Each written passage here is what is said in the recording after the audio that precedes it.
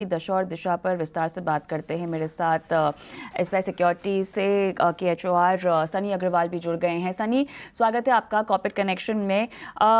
हफ्ते का कारोबारी अंत अब बाजार को कुल मिलाकर कैसे करता हुआ देख रहे हैं? नए शिखर पर बाजार आज गया और वहां से फिलहाल 20,900 के आसपास कारोबार होता हुआ। Yeah, good afternoon. Good afternoon. Thanks for having me on the show.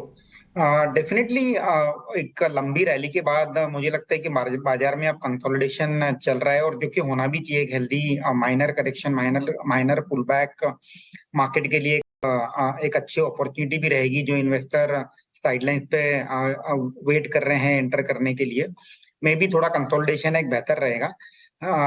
So next week जब जो यूएस फेड की मीटिंग है 13 दिसंबर, हालांकि उसमें जो आउटकम है वो एक्सपेक्टेड है कि स्टेटस को ही रहेगा। गवर्नर साहब की जो कमेंट्री है वो इम्पोर्टेंट रहेगी आगे जाकर के। नेक्स्ट 6 to 12 मंथ के नजरिए से क्या इंटरेस्ट रेट की ट्रैजेक्टरी रहेगी, मे बी स्ट्रीट वो ट्रैक करेगा। तो I think it's a buy on dip market. जो क्वालिटी बिजनेसेस हैं, जहाँ डोमेस्टिक फोकस कंपनीज है, जैसे इंजीनियरिंग, कैप गुड्स और फॉर दैट मैटर ऑटो, या गवर्नमेंट केपेक्स वाले जो सेक्टर है, railway, defence, all this sector should be on your radar. Banking भी एक हो सकता है बाय ऑन डिप के नजरिए से। इसके मैनेजमेंट से बात की और उन्होंने बताया कि इस तरह से विस्तार योजना और खासतौर से जो MOU साइन किया है उसके रेवेन्यू पोटेंशियल्स पर विस्तार से बात की है। क्या कुछ उभर कर निकल आ रही है तस्वीर आपके मुताबिक?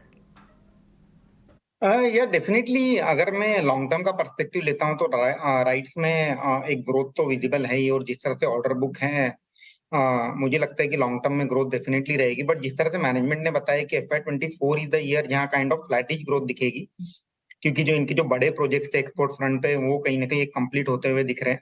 और अगर मैं वैल्यूएशन की बात करता हूं तो तकरीबन कंपनी 500 करोड़ का प्रॉफिट बनाती है सालाना, और मार्केट कैप अभी 11,000 करोड़ के आसपास है।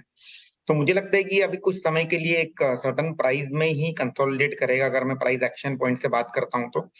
और जब हम FY 25 में जब नंबर आते देखेंगे, या कोई और बड़ी ऑर्डर भी आते देखेंगे कंपनी के ऑर्डर बुक में, at that point of time stock जो है शायद पार्टिसिपेट करना स्टार्ट करेगा रैली में। तो अभी किसी को अगर ये स्टॉक लेना है तो ग्रेजुअली पोर्टफोलियो में एक्यूमुलेट कर सकता है 3 से 6 महीने में, एंड देन उसका बेनिफिट हमें FY 25, FY 26 में देखने मिलेगा। ऑलराइट। सनी, REC PFC में जो धुआंधार तेजी है, अब इस तेजी को लेकर क्या डरना चाहिए? या डेफिनेटली, इसमें कोई दो राय नहीं है कि जिस तरह से गवर्नमेंट का फोकस है रिन्यूएबल्स पर, और REC को जिस तरह से नोडल एजेंसी अपॉइंट किया गया है to fund the renewable energy project, और मैनेजमेंट की एक कमेंट्री भी आई थी रिसेंटली कि इनकी जो करंट जो लोन बुक है 1.5 लाख करोड़ से बढ़कर कर ये 2 से 3 गुना हो सकती है बाय 2030। और उसी के चलते हमने स्टॉक में एक लंबी रैली भी देखी थी। मुझे लगता है कि थोड़ा सा अब एक्जुबरेंस हो चुका है, तो बाय ऑन डीप की ही सलाह रहेगी। इसमें थोड़ा कंसोलिडेशन इधर प्राइस वाइज या टाइम वाइज होना चाहिए, and then that will be a healthy correction and right point to enter for any fresh investor. Alright, थोड़े से डिप के अगर मैं लेवल्स जानना चाहूँ तो क्या देना चाहेंगे आप? Maybe 10% correction can be a right point to enter from the current market price. Alright, चलिए।